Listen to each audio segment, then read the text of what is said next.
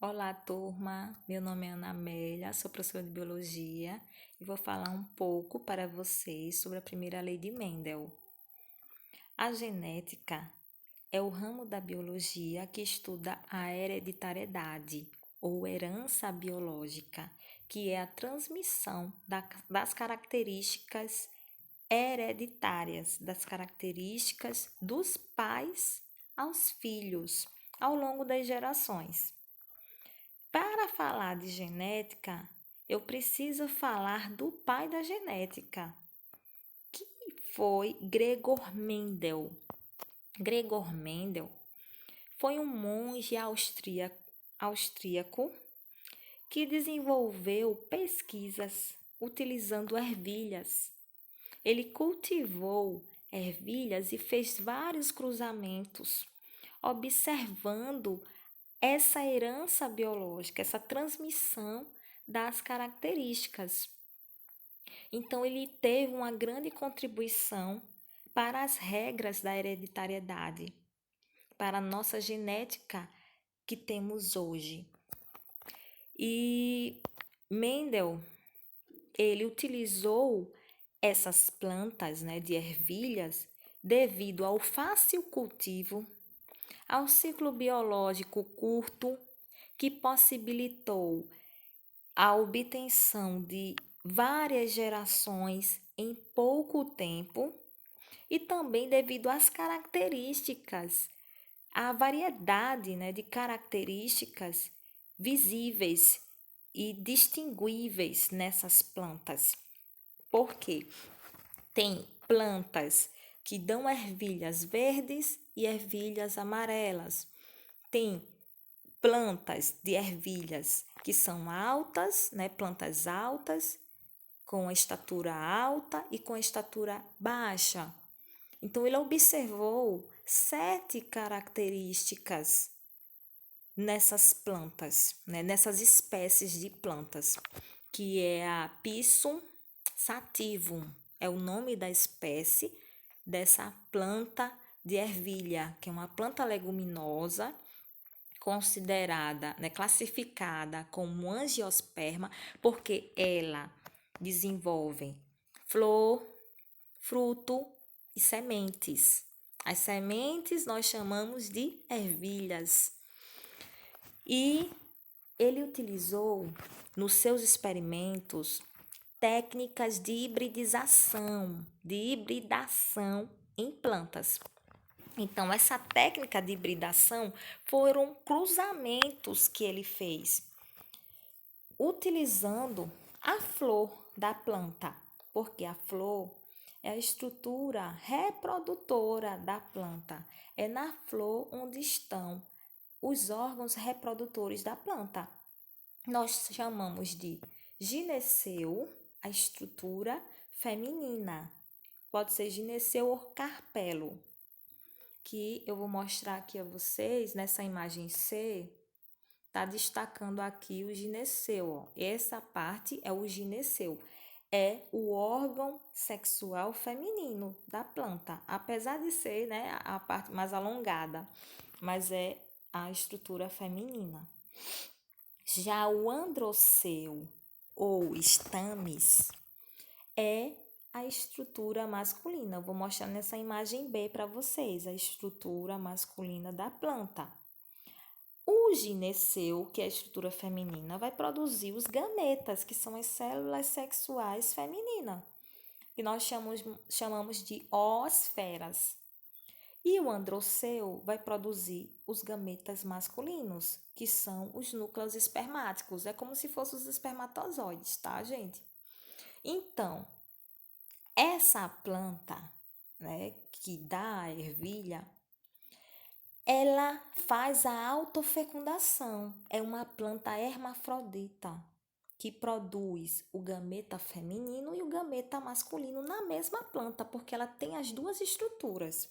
A gente chama de planta hermafrodita, tá, gente? Então, Mendel observou que essas plantas, elas faziam sempre a autofecundação. Então, ocorria sempre a união dos gametas dentro da mesma flor. da mesma planta. Consequentemente, essas plantas, elas só tinham uma característica. Isso para determinado fator, tá, gente? Ela tinha uma característica comum a todos os seus descendentes. Por exemplo, uma planta que tem a ervilha amarela, ocorrendo a autofecundação, ela dava sempre planta amarela. Que sempre planta amarela, digo no sentido de planta com ervilha amarela.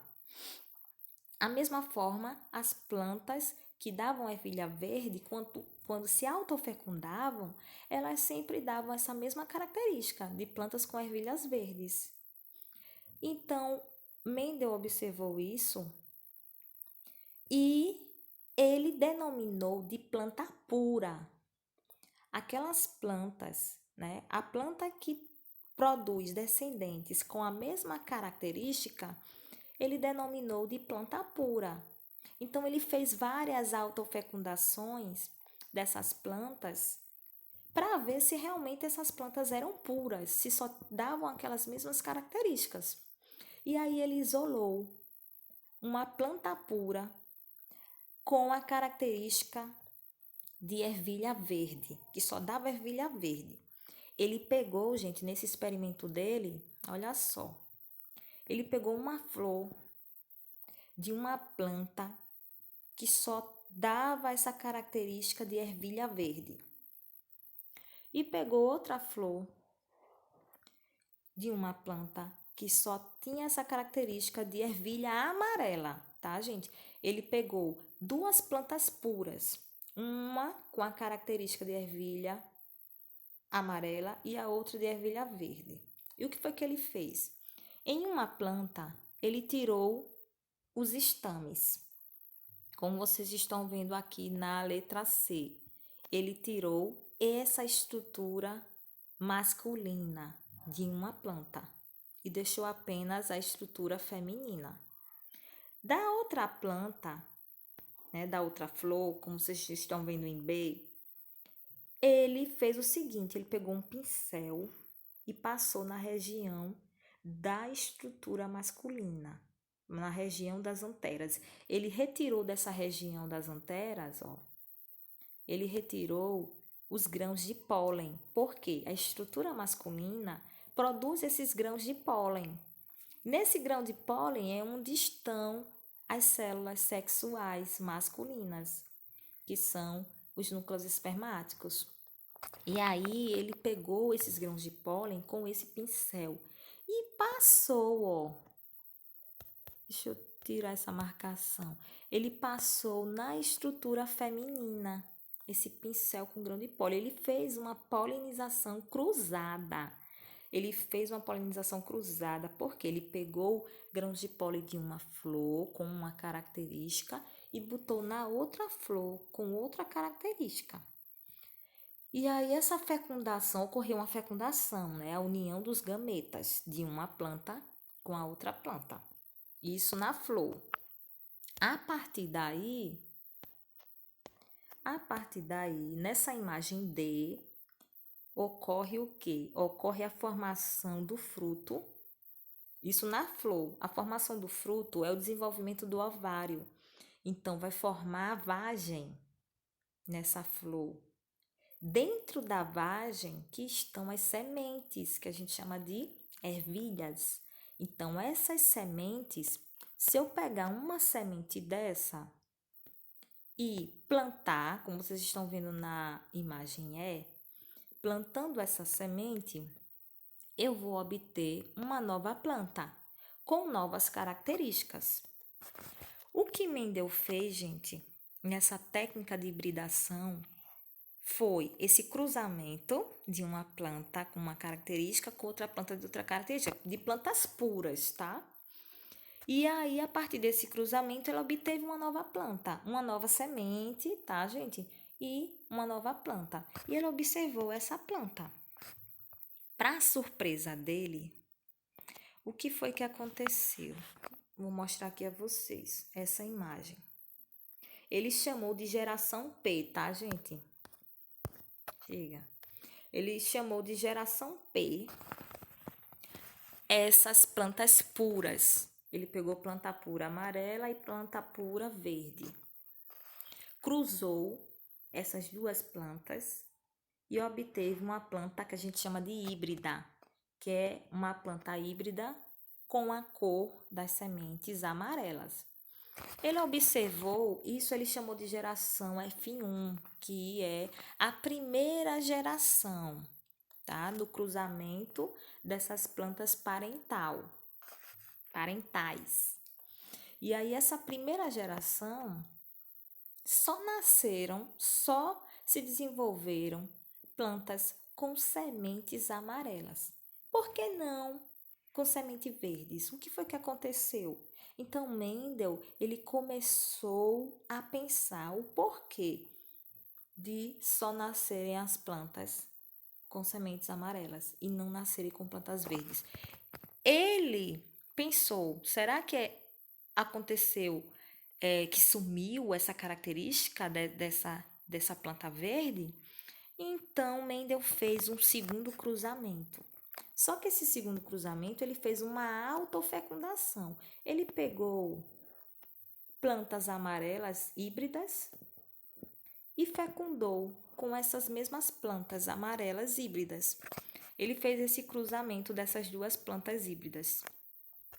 E aí, a partir desse cruzamento de plantas híbridas, ele obteve uma segunda geração, que ele chamou de geração F2.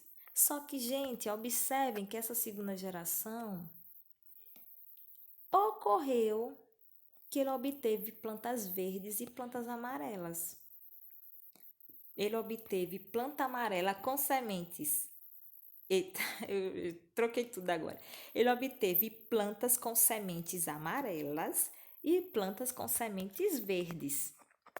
E aí, 75%, eu vou voltar aqui, 75% dessas plantas tinham as sementes amarelas e 25% tinham as sementes verdes. O que foi que aconteceu? Mendel, ele denominou de fator dominante, de estado dominante nessa geração F1. Na geração F1, para Mendel, ocorreu uma expressão de um fator dominante que determinou o aparecimento de apenas determinada característica, que nesse caso foram ervilhas amarelas, né? Sementes amarelas. Então, ele chegou à conclusão que quando esse estado dominante, esse fator dominante está presente, o outro fator que ele chamou de recessivo não aparece. Por isso que não surgiram ervilhas verdes nesse primeiro cruzamento. Por quê? A planta com ervilha amarela tinha o fator dominante. Esse fator dominante, esse gene, que a gente chama de gene dominante, ele fez com que o gene recessivo que a planta verde tenha não se expressasse nessas plantas que surgiram, tá? Então, ele deu dois conceitos aí. A partir desse experimento, ele já deu esses dois conceitos de fator dominante e fator recessivo. Então, as plantas puras, o cruzamento dessas plantas puras obteve uma planta híbrida. E essa planta híbrida, deixa eu passar aqui. Essa planta híbrida, ela só teve uma característica devido ao fator dominante. Já no segundo cruzamento, que foi uma autofecundação dessas plantas híbridas, obtivemos essa geração F2, que foi a segunda geração, que já apareceram as duas características, com plantas com ervilhas amarelas e ervilhas verdes, tá? E aí ele observou que Essa cor amarela da semente, ela é dominante. É um estado dominante, é um fator dominante. E a cor verde da semente é um fator recessivo, que se expressa apenas quando ele está em dose dupla. Fator recessivo ou gene recessivo, ele só se expressa em dose dupla. E na ausência do fator dominante, certo? Então, vou mostrar aqui essa imagem para vocês. É o mesmo cruzamento dessa outra imagem que eu mostrei. Só para vocês olharem, ó, a geração parental, que foi a primeira geração que ele cruzou, que foram com plantas com a semente amarela e semente verde, são as plantas puras. Ele observou que os genes dessas plantas com as sementes amarelas, ele chamou de genes dominantes. Então, eram plantas com genes dominantes, e aí ele denominou de plantas homozigóticas, de espécies homozigóticas. E só que dominantes. Homozigóticas é quando elas têm genes, alelos iguais, tá? Então, eu vou utilizar para representar os genes letras. Nesse caso aqui, eu vou utilizar a letra V, tá, gente? Então, V. Então, V maiúsculo, o que acontece aqui? Essa planta, ela recebeu um V do gameta masculino e um V do gameta feminino, tá? Só que ela é uma planta que é homozigótica dominante. Já essa segunda planta, deixa eu voltar, essa segunda planta, ela tem também 2 Vs, só que esses Vs são minúsculos, porque eu vou representar com a letra minúscula os genes recessivos. Então, o gene recessivo eu represento com a letra minúscula. Então, essa semente verde, essa característica de semente verde é uma característica recessiva. Então, vou representar com a letra minúscula. Um V recebeu do gameta feminino e outro V, que é o gene, tá, gente? Essa letrinha, eu represento os genes com essa letrinha, certo? Os genes alelos. Genes alelos são genes que estão em cromossomos homólogos e que tem uma variação nessas letras, né? Esse gene pode ser dominante ou recessivo, certo? Depois eu explico melhor essa questão da dominância e da recessividade. Então, aqui, na geração F1, ocorreu uma autopolinização, né? Então, primeiro, essa geração parental gerou uma planta com os dois genes, tá? Com o gene dominante e o gene recessivo. Só que na presença do gene dominante, apenas a característica dominante é que vai se expressar. A característica dominante é de semente amarela, tá, gente? Então, o que foi que ele fez? Na geração F1, ele fez uma autopolinização. Ele cruzou 2 plantas com sementes amarelas, sendo heterozigóticas, né? Com os 2 genes, dominante e um recessivo. Só que nesse cruzamento de autofecundação dessas plantas híbridas, ele obteve esses quatro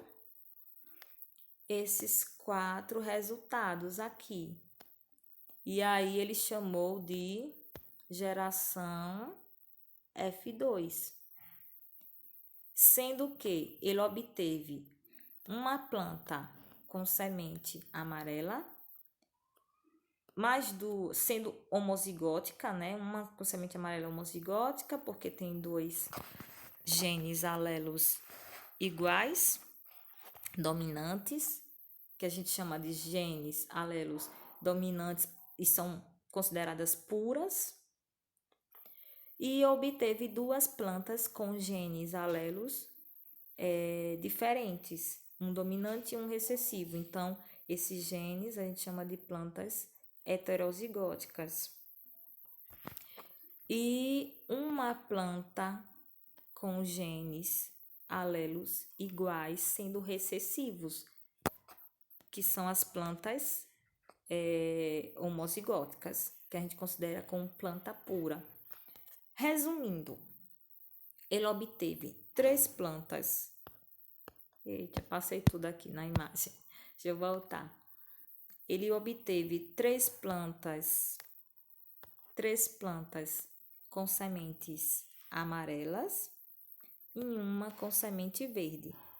A proporção que ele encontrou nesse cruzamento foi de 3 amarelas para 1 verde, tá?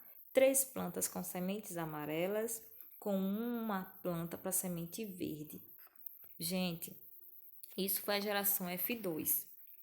Observem que, fazer as observações, ele fez vários cruzamentos, certo? Para várias características, para 7 características que estão aqui nessa tabela que vocês vão ver agora. Essas 7 características,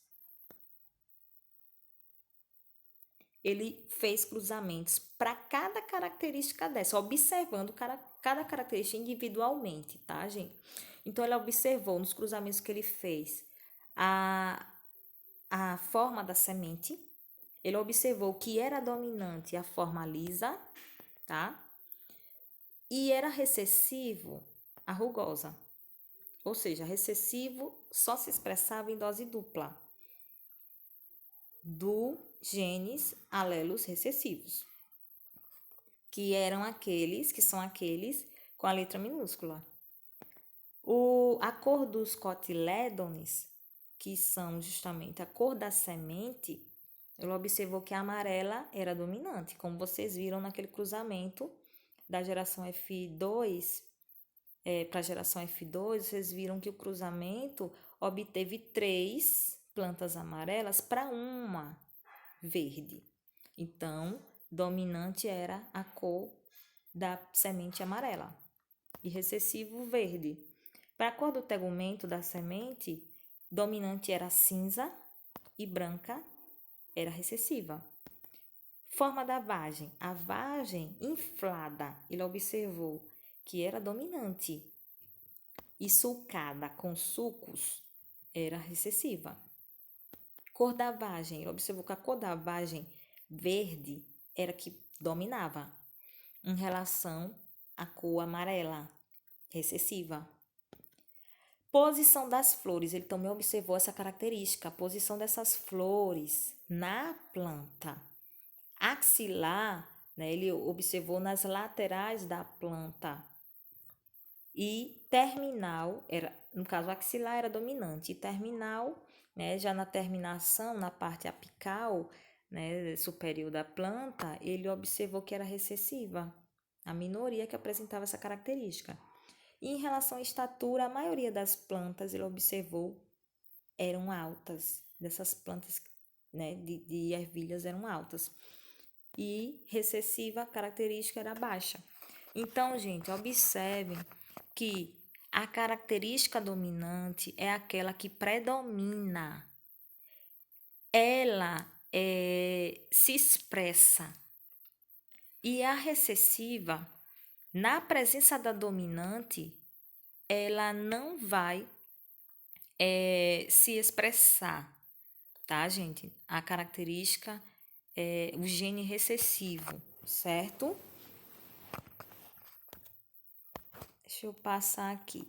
Aí os resultados obtidos por Mendel em 2 gerações de ervilhas.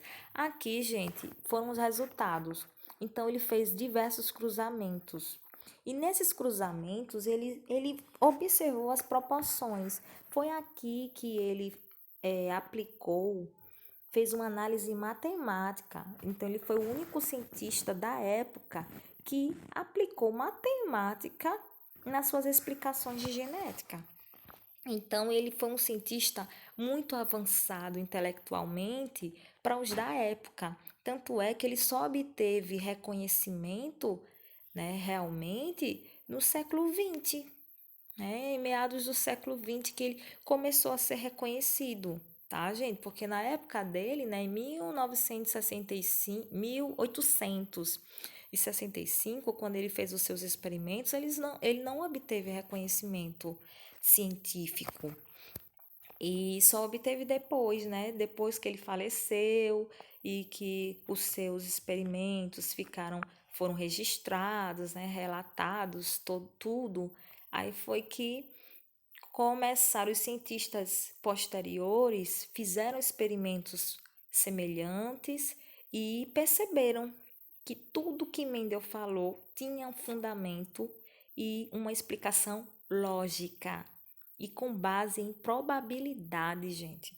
Né? Porque os cientistas da época de Mendel não o compreenderam, porque não tinham essas noções, né, de análises matemáticas. E aí ele fez esses cálculos, né, dos diversos cruzamentos para cada característica dessa, e ele obteve, ó, quase, gente, as mesmas proporções, tá vendo? Quase de 3:1 em cada cruzamento para essas características. Então, a forma da semente lisa com a rugosa, então ele obteve na geração F1 somente lisas, que era predominante, a dominante, né? Na autofecundação da lisa com a lisa, ele obteve o quê? Já as duas características, né? Só que ele dividiu as 5.474 lisas para 1.850 rugosas e ele obteve esse valor. Eita, deixa eu voltar aqui. Obteve esse valor, né? De quase 3:1. Então, se vocês observarem, essas proporções são bastante parecidas. De 3:1. São 3 referente aos fatores dominantes para 1 de plantas com característica com fator recessivo, certo? E então a dedução da lei da segregação dos fatores. Mendel ele fez essa dedução, né, de segregação ou separação dos fatores. Que fatores são esses? São justamente esses genes, a constituição genética. Porque para Mendel, olha só, Mendel ele chegou a essa conclusão, ó, que cada característica hereditária é determinada por 2 fatores. Um que é herdado do genitor materno e outro do paterno. Então, o seu pai vai, quando ocorre a fecundação, a união, no caso do espermatozoide com o óvulo, o espermatozoide ele tem ali um fator, um gene para determinada característica. E o óvulo também tem um gene para determinada característica. Então, o que vai acontecer é que você vai herdar esses fatores, um do seu pai e um da sua mãe. E esses fatores, eles se separam no momento da formação dos gametas. Essas foram as conclusões, tá, gente? É por isso que pode ser portador de um gene para determinada doença, mas não ter a doença, porque você herdou esse gene ou do seu pai ou da sua mãe. Então, isso se aplica aí à primeira lei de Mendel, tá? Que é a lei da segregação dos fatores, que nós herdamos características, né, por 2 fatores, um que vai ser herdado da sua mãe e outro do seu pai, certo? Então, ele chegou a essa conclusão e aqui tem o quê? Uma representação esquemática dessa segregação dos fatores em uma planta híbrida. que a gente chama também a primeira lei de Mendel de monohibridismo, porque ele fez esse cruzamento para apenas um fator, para apenas uma característica, né? Ele observou várias características, mas cada cruzamento era observando uma característica específica para cada cruzamento, certo? Por isso que é mono. E aí, essa representação da segregação dos fatores em uma planta híbrida, né, e da combinação aleatória dos gametas na formação da geração seguinte. Então, para Mendel, aí tem aqui, ó, o genótipo da planta mãe, que é uma planta, nesse caso, híbrida, né? Então, você pode observar aqui, ela é híbrida porque ela tem 2 genes alelos diferentes. E, para Mendel, esses genes alelos, eles vão se separar na formação dos gametas. E os descendentes vão ter 50% de chance de ter um gene e 50% de ter o outro gene. Isso é em relação ao óvulo. Em relação aos grãos, isso aqui para a planta, tá, gente? Esse esquema. Aos grãos de pólen, a mesma coisa. 50% para ter de probabilidade de ter cada gene. Porque esses genes, eles se separam, tá, gente? Quando ocorre a formação dos gametas, certo? Então, a pessoa pode herdar um desses genes do óvulo ou do grão de pólen. Vai herdar um de cada, né? Um do óvulo e um do grão de pólen. É por isso, gente, que as nossas células sexuais, elas são consideradas haploides, tá? Então, as células sexuais são as únicas que têm 23 cromossomos. Elas não têm 46 cromossomos, como as células diploides, que são as células que compõem todo o nosso corpo. As únicas células que têm 23 cromossomos são as células haploides. Então, essas células haploides, em cada cromossomo vão estar ali esses genes que vão determinar as características, né, para os seus descendentes.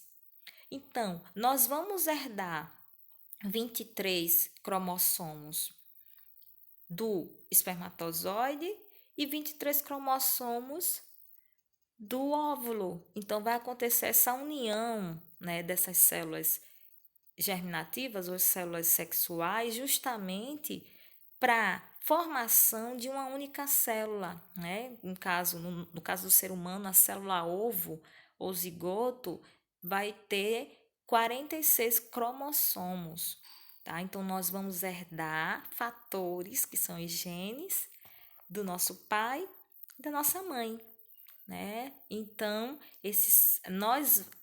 os fatores que vão se expressar em nós são aqueles fatores, sejam eles dominantes ou recessivos, dependendo daquela característica. Se for uma característica que ela tem uma herança que seja dominante na árvore genealógica, então a gente vai expressar essa doença, né, de forma dominante, que pode ser os genes dominantes ou genes recessivos, se estiverem em dose dupla, tá, gente? Então, deixa eu passar aqui.